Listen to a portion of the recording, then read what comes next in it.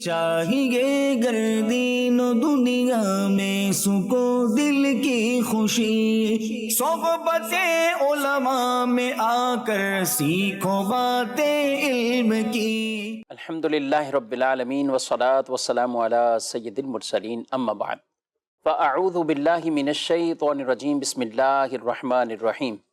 الصلاة والسلام علیک یا رسول اللہ وعلی آلک واصحابک یا حبیب اللہ۔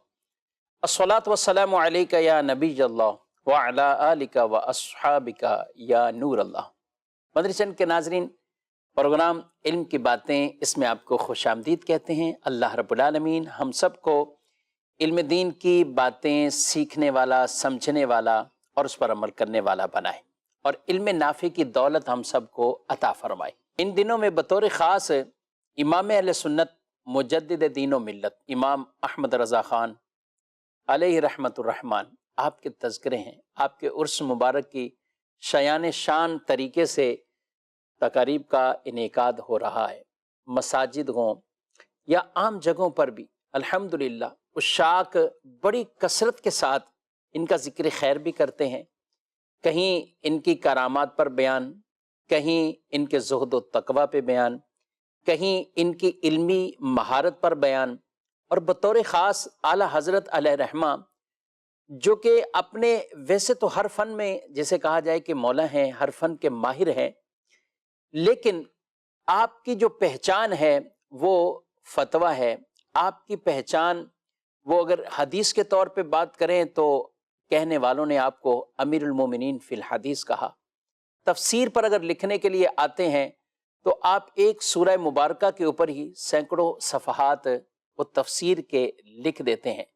تو اعلیٰ حضرت امام اہل سنت کے اگر علمی گوشوں پر بھی بات کریں تو ایک پروگرام میں ایک پہلو پر بھی کما حقوق گفتگو وہ پوری نہیں ہو سکتی۔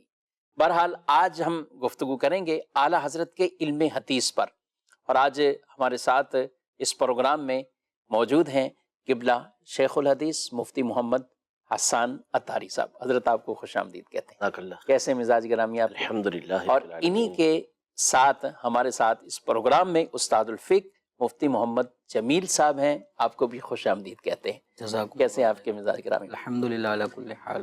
علم حدیث پر گفتگو ہوگی، اور میں چاہوں گا پہلے ہم ایک ابتدائی طور پر گفتگو علم حدیث کی اقسام کے حوالے سے، اور اسی کے اعتبار سے اعلیٰ حضرت وہ حدیث پاک میں کتنی مہارت رکھتے تھے، تو کیا کہتے ہیں آپ؟ بسم اللہ الرحمن الرحیم۔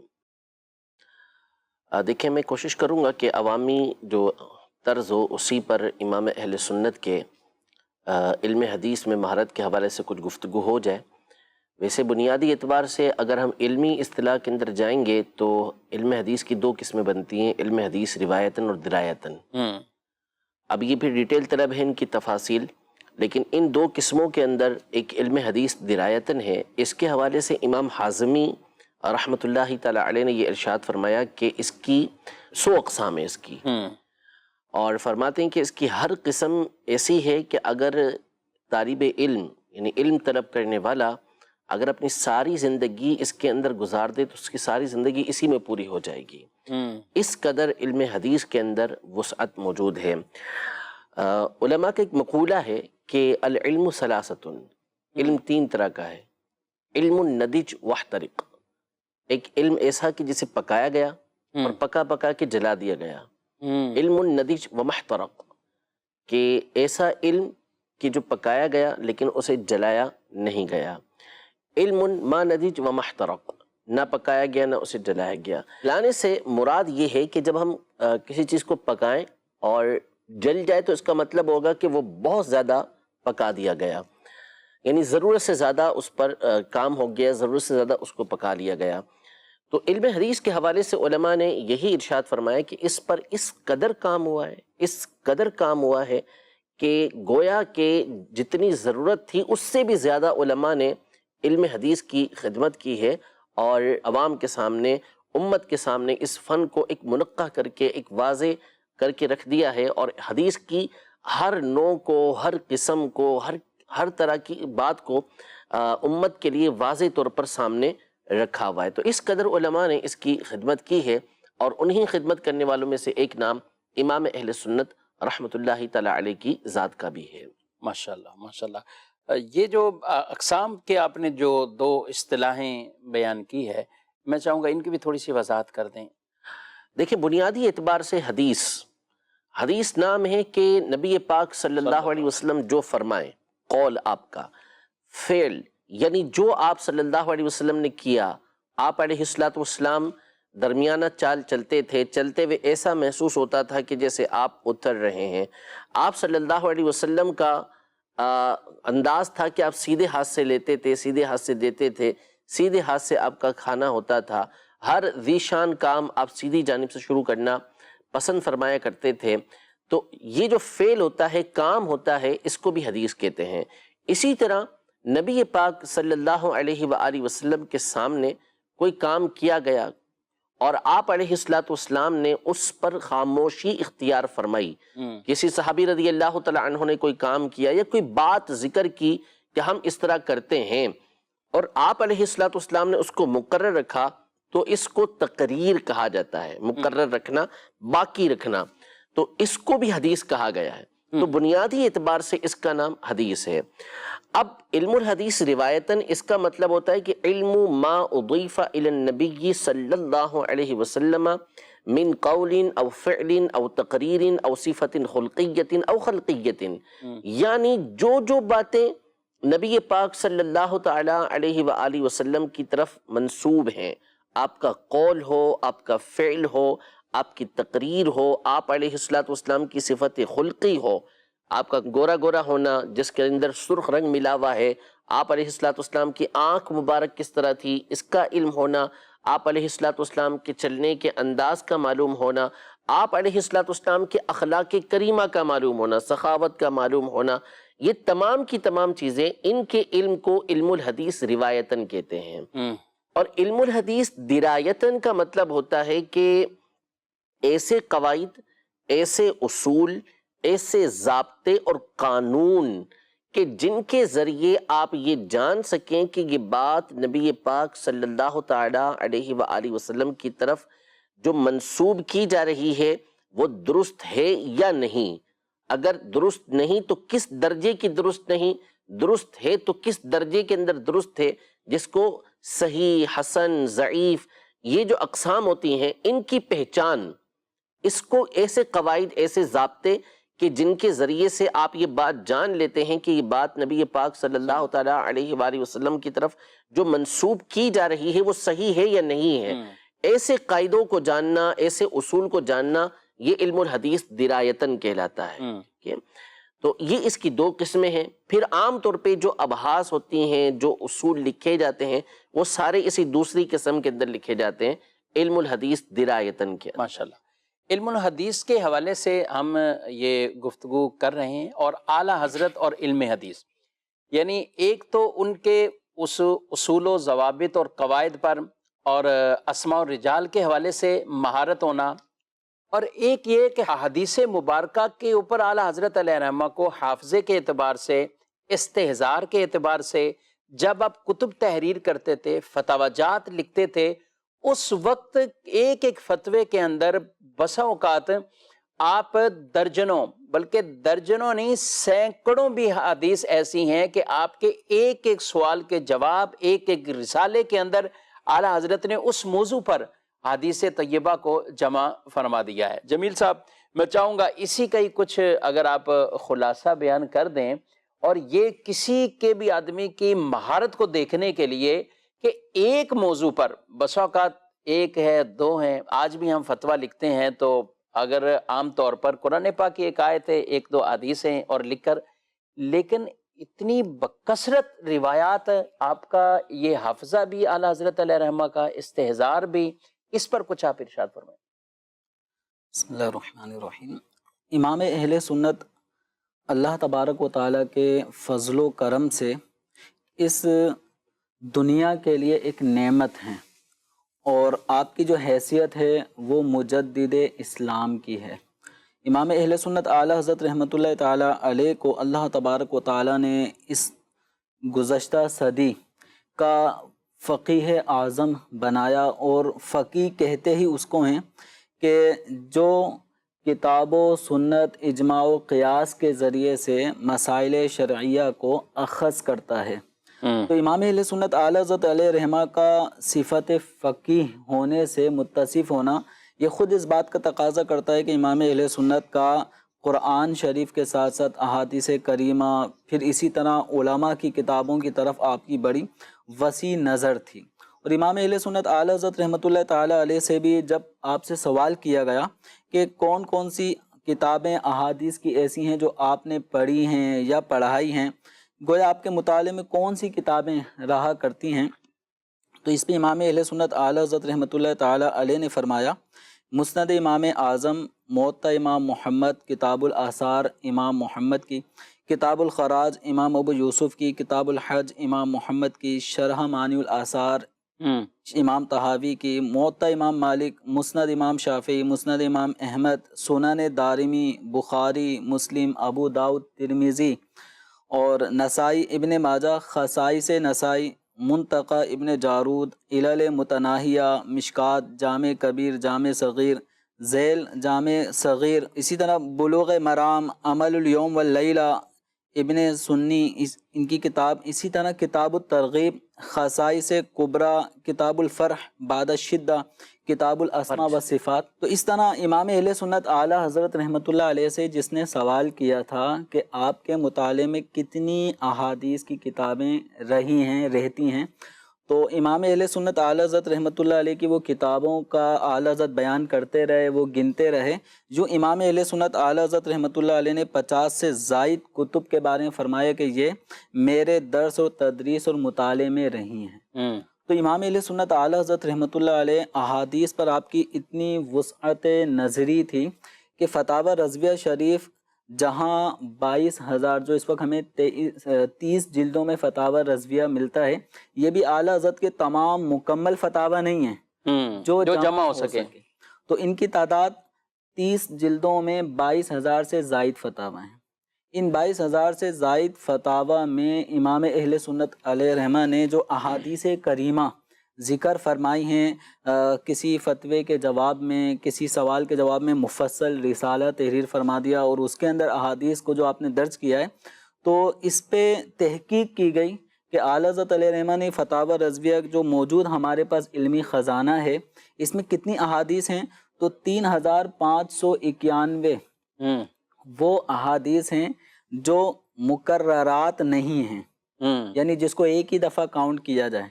वरना फ़तावा रज़विया में एक हदीस का किसी और जवाब में भी जिक्र होना, फिर अगले सफ़े पे फिर और वो जवाब, ज़्यादा तादाद, इस तरह ये तादाद तकरीबन 7,000 के करीब करीब तादाद पहुँच जाती है। बुखारी शरीफ में जो टोटल हदीस हैं कितनी हैं मुकर्ररात के साथ? जो इब्न सलाह रहमतुल्लाहि तआला अलैह का कौल है मशहूर व मारूफ, वो 7275 का है। 7275। हाँ, लेकिन ये कि इब्न हजर अस्क़लानी रहमतुल्लाहि तआला अलैह की तहकीक के मुताबिक 9,000 से ज़ायद बनती हैं। यानी बहरहाल 7275 हदीसें इब्न सलाह रहमतुल्लाहि तआला अलैह की तहकीक के मुताबिक कम अज़ कम इसके अंदर मौजूद है। और मुस्लिम शरीफ में 4,000, मुस्लिम शरीफ में 4,000, लेकिन वो मुकर्ररात को हटा कर बगैर मुकर्ररात के, वरना वो उसमें और हदीसें ज़्यादा हैं। तो हम एक गुफ्तगू कर रहे हैं कि बुखारी शरीफ को देखें हम या मुस्लिम शरीफ को देखें, तो उनकी भी तादाद जो उलमा ने बयान की वो 7,000 कुछ बयान की, जैसे अभी हसन साहब ने बयान किया।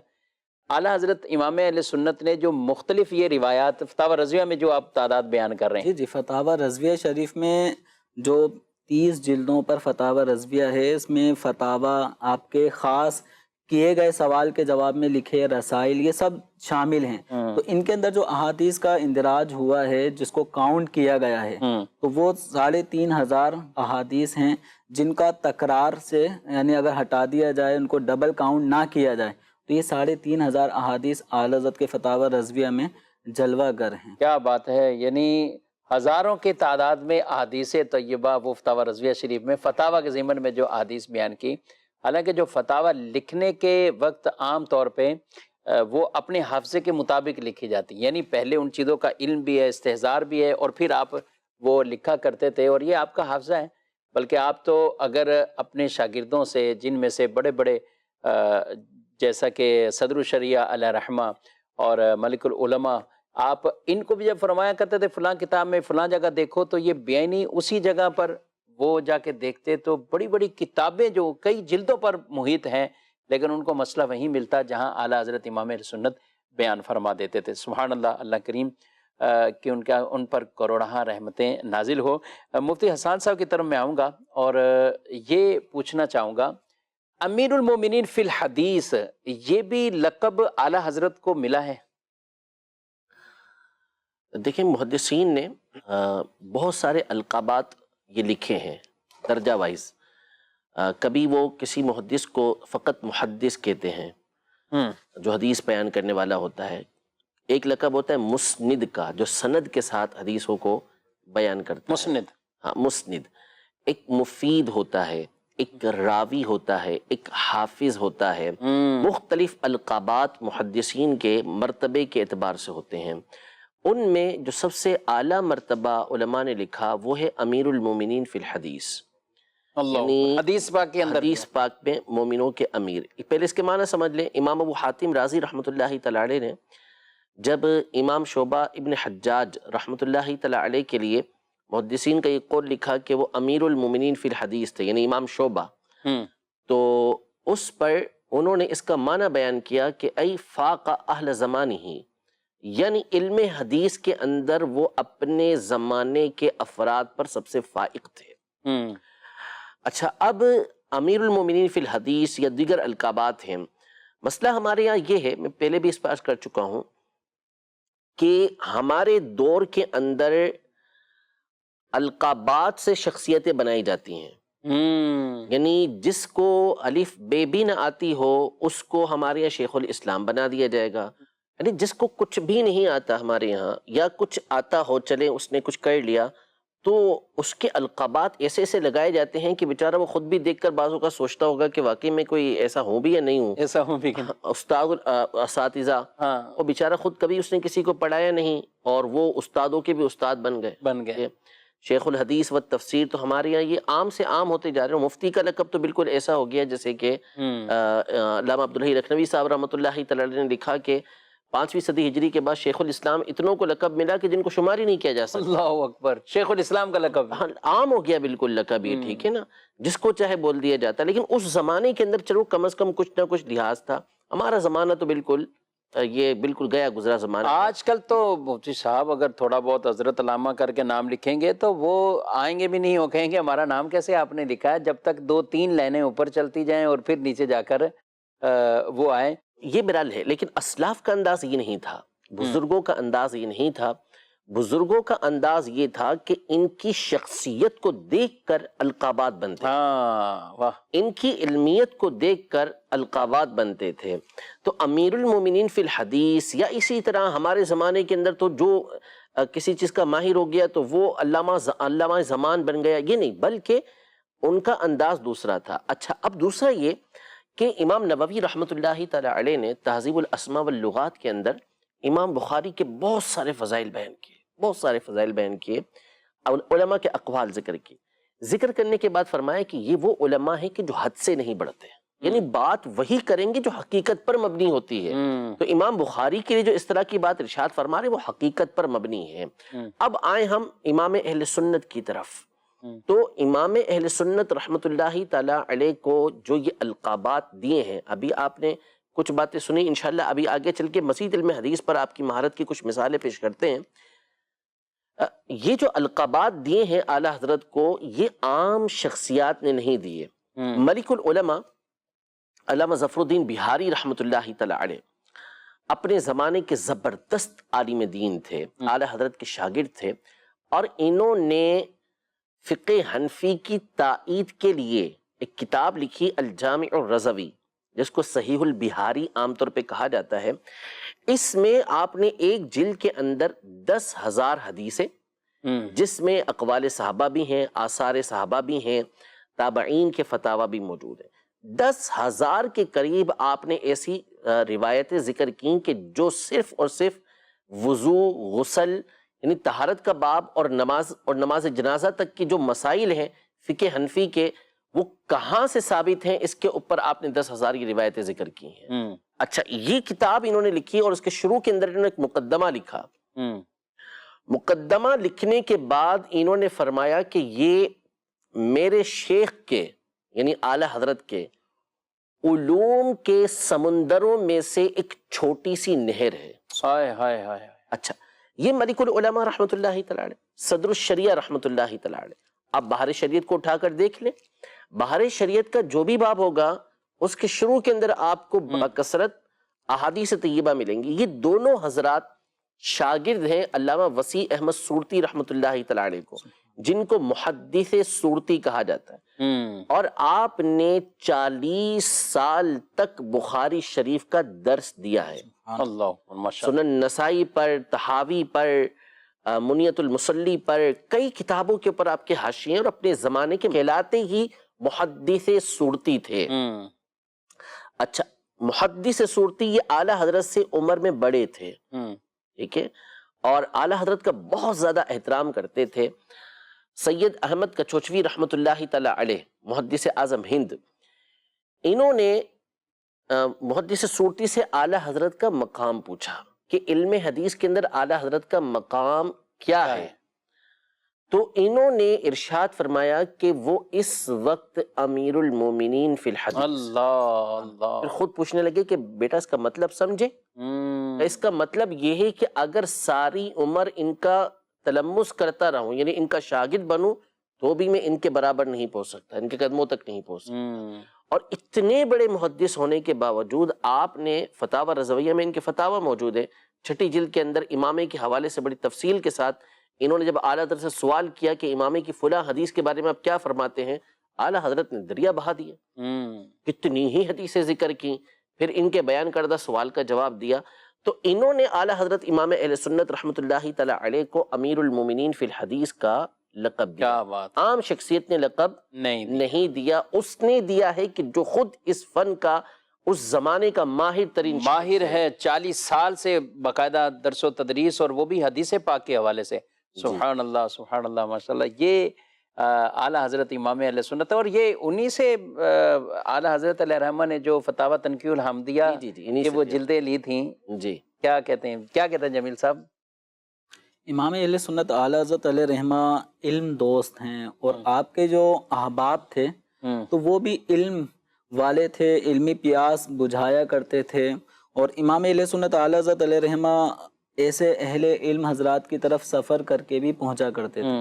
تو ایک دفعہ اعلیٰ حضرت رحمۃ اللہ علیہ وسیع احمد سورتی رحمۃ اللہ علیہ کے گھر مہمان ہوئے، اور وہاں آپ نے قیام کیا. اور جب آپ کا جانے کا وقت ہوا تو آپ نے ان کی لائبریری میں ایک کتاب دیکھی، تنقیح الحامدیہ، جو علامہ شامی رحمۃ اللہ تعالی علیہ کی کتاب ہے.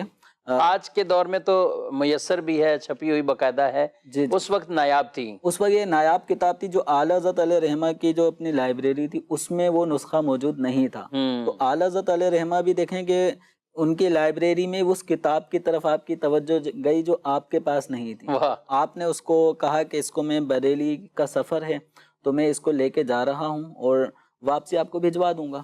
تو امام اہل سنت اعلیٰ حضرت علیہ رحمہ کا جو ٹرین تھی، سفر جو طے شدہ تھا کہ اس ٹائم آپ نے جانا ہے، تو وہ لیٹ ہو گئی. تو امام اہل سنت اعلیٰ حضرت علیہ رحمہ کو ایک رات مزید ان کے گھر پہ قیام کا موقع ملا. اب اس کے بعد جب اگلے دن آپ کو دوبارہ بریلی کی طرف جانا تھا تو آپ نے اپنے سامان میں اس کتاب کو تنقیح الحامدیہ کو نہیں رکھا اور انہی کی لائبریری میں چھوڑ دیا. تو انہوں نے پوچھا کہ آپ یہ کتاب لے کے نہیں جا رہے؟ تو امام اہل سنت اعلیٰ حضرت علیہ رحمہ نے فرمایا کہ اس کتاب کے تمام تر مندرجات کا میں رات بھر میں مطالعہ کر چکا ہوں. اگر آپ چاہیں تو کسی بھی مقام کے بارے میں اس کے حوالے سے پوچھ سکتے ہیں. بلکہ آپ واپسی بھجوائی ان کے ہاتھ ہے. تو آپ فرما رہے ہیں کہ محدث سورتی رحمۃ اللہ تعالیٰ نے کہا کہ شاید حضرت ناراض ہو گئے ہیں کیونکہ میں نے کہا تھا کہ میرے پاس ایک ہی ہے، مجھے واپسی یہ بھجوا دیجیے گا. تو پھر آپ نے تسلی دی کہ ناراضگی والی بات نہیں ہے، رات کو پڑھ لیا. اس کے کچھ ماہ یعنی 3 سے 4 ماہ تو لفظ بلفظ کلمات ہی یاد رہیں گے، اور اس میں جتنے مضامین ہیں یعنی جو مسائل بیان کیے گئے وہ زندگی بھر کے لیے کافی ہے. سبحان اللہ. آپ نے جو بات بیان کی، مجھے حسان صاحب مجھے وہ کلمات بھی میرے سامنے، اور وہ جو نہر والی آپ نے بات کی کہ 10,000 حدیثیں لکھ کر وہ فرما رہے ہیں بڑے دریا کی چھوٹی نہر، اور وہ بڑا دریا کون سا ہے؟ وہ میرے شیخ کے علوم کے سمندروں میں سے ایک سمندر، جی جی ان کے سمندروں میں سے ایک سمندر۔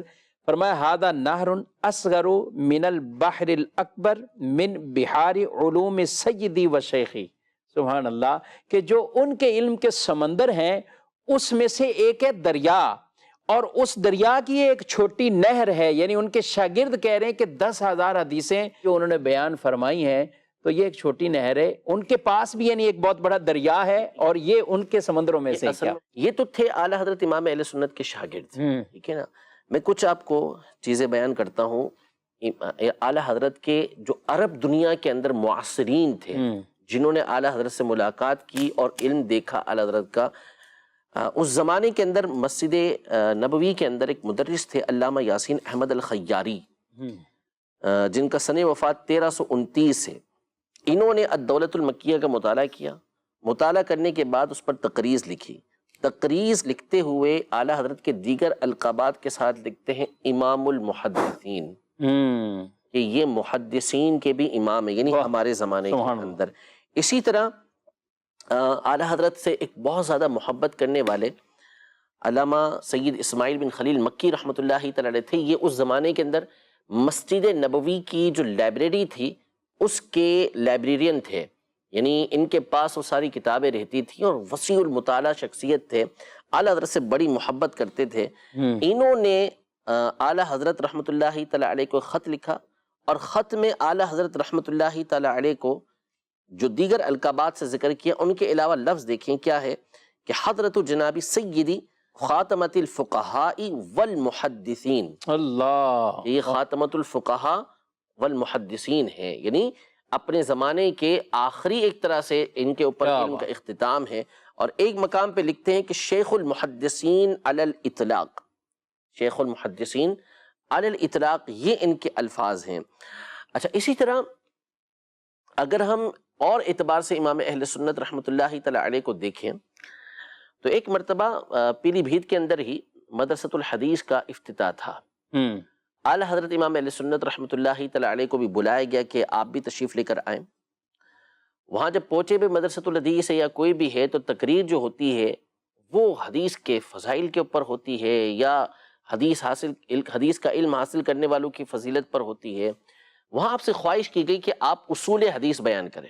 یعنی یہ آسان کام نہیں ہے، بالکل، کہ اگر کسی کو کہا جائے کہ جی کھڑے ہو کر آپ اصول حدیث پہ تقریر کریں، بندہ پڑھانے بھی جاتا ہے تو تیاری کرتا ہے، مطالعہ کرتا ہے، تو ایک طریقہ کار ہوتا ہے۔ عرض کی گئی کہ آپ اصول حدیث پہ بیان کریں۔ امام اہل سنت رحمۃ اللہ تعالی علیہ نے بیان کرنا شروع کیا۔ 3 گھنٹے تک اصول حدیث پر امام اہل سنت نے تقریر فرمائی، 3 گھنٹے تک۔ تو اس وقت کے بڑے بڑے علماء یہ اش کر اٹھے کہ کیا انہوں نے علم کے دریا بہائے ہیں۔ تو وہ بھی اعلیٰ حضرت امام اہل سنت رحمۃ اللہ تعالی علیہ کے علم کے سمندروں میں سے ایک چھوٹی سی نہر تھی۔ عمومی طور پہ جیسے 2 گھنٹے 3 گھنٹے تک تقریر، عام جنرل موضوعات جن پہ بکثرت کئی مقامات پہ آدمی پہلے ہی تقریریں کر چکا ہوتا ہے تو جا کے پھر اس کو گھنٹوں وہ بول سکتا ہے، لیکن واقعتاً ایک تو حدیث کی شرح پوچھی جائے تو اس پہ تفصیلی کلام، پھر احکام مستنبط ہوتے ہیں، یوں کیے جا سکتے ہیں، لیکن اصول حدیث والا جو موضوع ہے نا، یہ انتہائی نازک موضوع ہے، اور اس کو ہر ایک عام آدمی سمجھ بھی نہیں سکتا، اور اس کی باریکیاں ہیں۔ چونکہ اصول اور قاعدے بیان کیے جا رہے ہیں تو قواعد کا بیان کرنا وہ نپے الفاظوں میں ہی ہوگا، اس کے اندر آپ ذرا سی بھی کوئی ادھر ادھر نہیں، اونچ نیچ نہیں کر سکتے۔ وہ بھی ایسوں کے سامنے نہیں کہ عام کوئی لوگ بیٹھے ہوئے ہوں، بلکہ بڑے بڑے اس زمانے کے علماء بیٹھے ہوئے ہیں، ماشاءاللہ، ان کے سامنے امام اہل سنت بیان فرما رہے ہیں، لیکن وہ سارے کے سارے حیرت زدہ ہیں کہ کیا علم کے دریا۔ ماشاءاللہ ماشاءاللہ، اس علم کی وہ سمندروں اور دریاؤں اور نہر میں سے ماشاءاللہ آپ نے بھی حصہ پایا ہے، اور اللہ آپ کو اور آپ کے علم میں بھی اضافہ عطا فرمائے۔ بطور خاص آپ کو بھی ماشاءاللہ اس پر بہت دسترس حاصل ہے۔ آپ کیا کہیں گے، یہ جو آپ کو شوق ہوا، اور بطور خاص یہ اسماء الرجال کے حوالے سے، یہ کہاں سے آپ کو شوق پیدا ہوا؟ دیکھیں، اللہ کا شکر ہے، الحمدللہ کچھ کام کرنے کی سعادت حاصل ہوئی ہے اعلیٰ حضرت کی کتابوں پر۔ عربی الحمدللہ مکتبۃ المدینہ اور بیروت سے اشتراک سے میں نے بھی ایک کام کیا تھا، وہ کتاب الحمدللہ اعلیٰ حضرت کی چھپی ہے، تقریب التہذیب پر اعلیٰ حضرت کی تعلیقات ہیں ماشاءاللہ۔ اچھا، امام اہل سنت کی کتاب ہے منیر العین، کہ انگوٹھے چومنے سے آنکھوں کا روشن کرنا، یہ آپ رحمۃ اللہ تعالی علیہ نے 29 سال کی عمر میں کتاب لکھی، یعنی بڑی جوانی کی ایک عمر ہے۔ 29 سال کی عمر، آپ جانتے ہیں کہ یہ ایسی عمر ہوتی ہے کہ جس میں بندہ جو ہے وہ جوانی جیسی جوانی والی عمر ہوتی ہے، عام طور پہ فارغ التحصیل ہوئے کچھ عرصہ ہوا ہوتا ہے، بالکل، یا پہلے بھی فارغ ہوئے ہوں، تو اس عمر کے اندر ایک پختگی عام طور پہ نہیں ہوتی، عام طور پہ۔ لیکن امام اہل سنت کے لیے بات نہیں کر رہے، امام اہل سنت کی تو شخصیت ہی جدا گانا ہے۔ 29 سال کی عمر میں آپ نے یہ رسالہ لکھا۔ آپ یقین کریں، یعنی مجھے بہت شوق اس حوالے سے رہا ہے، اصول حدیث کے حوالے سے، زمانے طالبی علمی میں جب ہم نزہۃ النظر پڑھتے تھے اس وقت سے ہی مطالعہ الحمدللہ اس پر رہتا تھا۔ میں نے عرب دنیا کی کئی شیوخ کو پڑھا اور سنا جن کی عمریں اس فن کے اندر گزر گئیں، 70 80 سال ہو چکی ان کی عمریں، اور 60 سال سے وہ پڑھا رہے۔ ان کی باتوں میں وہ جس تحقیق کے اوپر آج پہنچے ہیں، میں نے پوری 250 300 صفحات پر ان کی کتابیں پڑھی ہیں، جس تحقیق پر وہ آج پہنچے، اعلیٰ حضرت امام اہل سنت رحمۃ اللہ تعالی علیہ 29 سال کی عمر میں یہ ساری باتیں بیان کر، اللہ 125 سال پہلے ساری باتیں بیان کر چکے۔ آپ اس وقت اپنی عمر 29 سال ہے؟ 29 سال ہے۔ اللہ، اور یہ ویسے ایک سوال کا جواب تھا یہ رسالہ جو پورا ایسا جواب تھا، سوال چھوٹا سا اور اس کا جواب بھی تھا، لیکن اس کے باوجود یہ پورا رسالہ گویا کہ اصول حدیث کی بھی ایک طرح کی شرح بھی ہو بہت گئی۔ بڑی شرح، یعنی میں تو کہتا رہتا ہوں کہ اگر منیر العین شریف کی اعلیٰ حضرت کے اس رسالے کی الگ سے شرح کی جائے نا، تو بلا شبہ اس کے 12-15 جلدیں بآسانی بن سکتی ہیں، ماشاءاللہ آرام سے بن سکتی ہیں۔ خود میں نے اس کے صرف چھوٹے سے 2 فائدے تھے، 2 مقامات پہ چھوٹے سے فائدے چند صفحات کے، لیکن جب اس کی تشریح کی، اس کی ڈیٹیل کے اندر گئے تو 200-250 صفحے بن گئے۔ تو اب اگر ایک ایک فائدے کے اوپر گفتگو کرنا شروع کی جائے اور اس کی تشریح کرنا شروع کی جائے، اس کی شرح کرنا شروع کی جائے، تو پتہ نہیں کہاں سے کہاں بات پہنچ۔ ماشاءاللہ، اور آپ کو ہے بھی اس میں شوق بھی ہے، اور آپ کی کافی تحریری کام بھی منظر عام پر ہیں، اور اعلیٰ حضرت امام اہل سنت کا یہ ملکہ تھا۔ سوال اگرچہ مختصر، لیکن اس سوال کے اندر عقائد کی بات ہو، شان رسالت کی بات ہو، نبی پاک علیہ السلام کی ختم نبوت کی بات ہو، حضور صلی اللہ تعالیٰ علیہ وآلہ وسلم کے دافع البلا ہونے کی بات ہو، نبی پاک صلی اللہ تعالیٰ علیہ وآلہ وسلم کی ذات کے اوپر جب معاملہ ہے اور عقائد کے حوالے سے بھلے کسی نے تھوڑا سا سوال کیا، جمیل صاحب بظاہر سوال وہ ایک مختصر ہی تھا، کسی نے بھیجا کہ رسول اللہ صلی اللہ علیہ وسلم کے بارے میں آپ کہتے ہیں کہ تمام نبیوں کے سردار ہیں اور سب کے وہ امام ہیں، اور اس پر سوال بھیجا، تو اعلیٰ حضرت امام اہل سنت نے اس کے جو جواب کو جو شروع فرمایا نا، کمال ہے۔ آپ فرماتے ہیں حضور پر نور سید المرسلین صلی اللہ تعالی علیہ وآلہ وسلم کا افضل المرسلین سید الاولین والآخرین ہونا، یہ قطعی، ایمانی، یقینی، اذعانی، اجماعی، ایقانی یہ مسئلہ ہے جس میں کوئی اختلاف نہیں کرے گا، کوئی خلاف نہیں کرے گا مگر گمراہ بددین بندہ شیاطین۔ کیا انداز تھا اعلیٰ حضرت کا کہ یہ اتنا واضح مسئلہ ہے اور اس کے بارے میں بھی اب سوال ہو رہے ہیں، اس کے بارے میں پوچھا جا رہا ہے، اور کمال ہے وہ رسالہ پھر آپ نے جو تحریر فرمایا، تجلی الیقین بأن نبینا سید المرسلین، یہ رسالہ تحریر فرمایا اور 100 حدیثیں اس میں جمع کی۔ کیا کہیں گے جمیل صاحب؟ امام اہل سنت جس سمت آ گئے نا، تو دلائل کے دریا آپ نے بہائے ہیں۔ اب اسی کو لے لیں، جیسے 100 احادیث ہیں اس موضوع پہ، جبکہ سائل کے سوال کے اندر یہ تھا کہ اس پر دلائل طلب کیے جا رہے ہیں۔ دلائل کیا ہیں؟ اور دلائل کیا ہیں، وہ یعنی سائل پریشان ہے، اس کو دلائل درکار ہیں، اور اعلیٰ حضرت علیہ رحمہ نے قرآنی آیات سے اور اس کے ساتھ ساتھ 100 احادیث سے اس مسئلے کو مدلل فرمایا۔ تو امام اہل سنت اعلیٰ حضرت علیہ رحمہ کا اسی طرح ایک رسالہ ہے الامن والعلا۔ اس رسالے کا جو سبب بنا وہ کیا تھا؟ نبی پاک صلی اللہ تعالیٰ علیہ وآلہ وسلم کا درود تاج میں جو کئی اوصاف ہیں، ان اوصاف میں سے ایک وصف دافع البلا والوبا والقحط والمرض والعلم۔ تو نبی کریم صلی اللہ تعالیٰ علیہ وسلم کا یہ جو وصف بیان کیا گیا کہ آپ بلاؤں کو دور کرنے والے ہیں، قحط کو دور کرنے والے ہیں، اور مرض و علم کو تکالیف کو دور کرنے والے ہیں، تو اس پر بعض لوگوں کو شبہات لاحق ہوتے ہیں کہ یہ ایسا کیسے ہو سکتا ہے، یہ کام تو اللہ تبارک و تعالیٰ کا وصف ہے کہ وہ بلاؤں کو دور کرتا ہے۔ نبی کریم صلی اللہ علیہ وسلم کے لیے اس وصف کا ذکر کرنا یہ شرک ثابت کرتا ہے معاذ اللہ۔ تو امام اہل سنت یہ شبہ ظاہر کیا، یہ شبہ ایک بعد عقیدہ لوگوں کی طرف سے اس طرح کے اعتراض ہوتے تھے، اعتراض ہوتے رہے، تو امام اہل سنت اعلیٰ حضرت علیہ رحمہ نے نبی کریم صلی اللہ تعالی علیہ وسلم کا دافع البلا ہونا یہ قرآن و احادیث سے ثابت فرمایا۔ 20 آیات قرآن پاک کی آیات میں سے اسی تورات، زبور، انجیل، مقدس کتابیں سابقہ ہیں، ان کتابوں کی بھی کئی آیات امام اہل سنت علیہ رحمہ نے اس موضوع پہ نقل فرمائی، اور ساتھ ہی ساتھ 300 احادیث کریمہ نبی کریم صلی اللہ تعالی علیہ وسلم کے اس وصف کے ثبوت میں کہ حضور دافع البلا ہیں، حضور دافع مرض و علم ہیں۔ اس موضوع پہ اعلیٰ حضرت علیہ رحمہ نے رسالہ تحریر فرمایا، اور جو ختم نبوت پر اعلیٰ حضرت امام اہل سنت کا رسالہ ہے، جزا اللہ عدوہ بإباء ختم النبوہ، 121 حدیثیں اس کے اندر، اور یعنی یہ کہیں کہ جب بطور خاص عقائد کی بات ہے مدنی چینل کے ناظرین، امام اہل سنت نے حدیثیں لکھ کر بھی گویا کہ نا علم کے دریا بہائیں۔ اچھا، تجلی الیقین جمیل صاحب میں یہ بیان کر رہا تھا تو ذہن میں یہ بات آ رہی کہ یہ 100 حدیثیں علماء پڑھیں گے کتابوں میں، وہ جا کے رسالے اعلیٰ حضرت کے پڑھیں گے، لیکن اعلیٰ حضرت نے عام بچوں کو بھی یہ عقیدہ بتا دیا، سب سے اولا ہو اعلیٰ ہمارا نبی، سب سے بالا ہو اعلیٰ ہمارا نبی۔ یہ شان امام اہل سنت کی۔ اشعار لکھے ہیں تو اس میں بھی عقائد ہے، اور آپ کے اشعار کی تشریح میں بھی جائیں تو کہیں قرآن پاک کی آیت کی گویا کہ وہ تفسیر ہے، یا حدیث نبوی صلی اللہ علیہ وسلم کا گویا کہ وہ ترجمہ نظر آتا ہے۔ اللہ رب العالمین ان کے علم کے فیضان سے ہمیں بھی مالا مال فرمائے، اور ہمیں بھی اس پر ثابت قدمی عطا فرمائے، ہماری نسلوں کو بھی بد مذہبوں سے بھی اور بے ادبوں سے اللہ رب العالمین محفوظ فرمائے، آمین بجاہ النبی الامین صلی اللہ علیہ وآلہ وسلم۔ چاہیے گر دین و دنیا میں سکو دل کی خوشی، صحبت علماء میں آ کر سیکھو باتیں علم کی۔